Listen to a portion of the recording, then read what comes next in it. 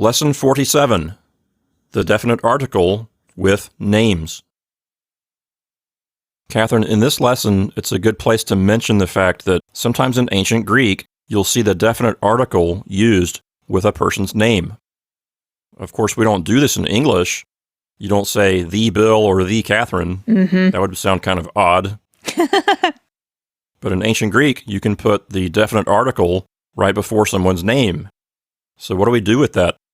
Well, basically, when we see the definite article in ancient Greek before a person's name, we just kind of ignore it when we're translating. We act as if it's not there because it doesn't really affect the meaning of the sentence. So whether the definite article is there or not, we're still going to translate it the same way when it's a person's name.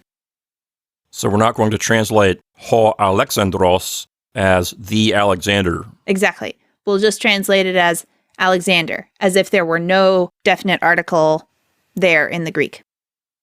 And you know what's funny is I can't tell any rhyme or reason when I'm reading a Greek text. Sometimes they have the definite article there, other times they don't. And it's hard to tell if there's any real difference in meaning. Yeah. I've heard before you can use the definite article with someone's name when you want to mention someone who has already been mentioned before. That's about the closest I've ever come to having someone explain to me why we use the definite article with names. But I'm not even sure about that. That's just something I heard years ago. Yeah. And for purposes of reading and translation, usually it doesn't make a difference. So in this book, if you see someone's name, just translate it the same way, whether it has the definite article or not. Mm-hmm. Either way, just treat it as just the person's name. Right. And let's go through a couple of exercises to help them see that. Again, in exercise 1, you just have me. That's I am.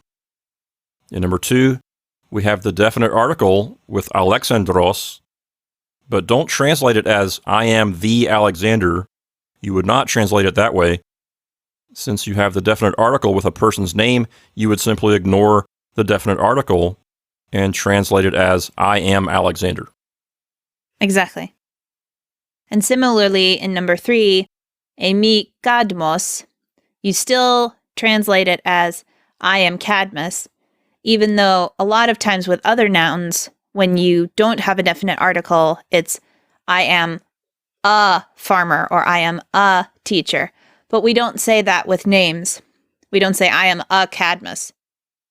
But in number 4, we have just a regular noun, georgos, which means farmer.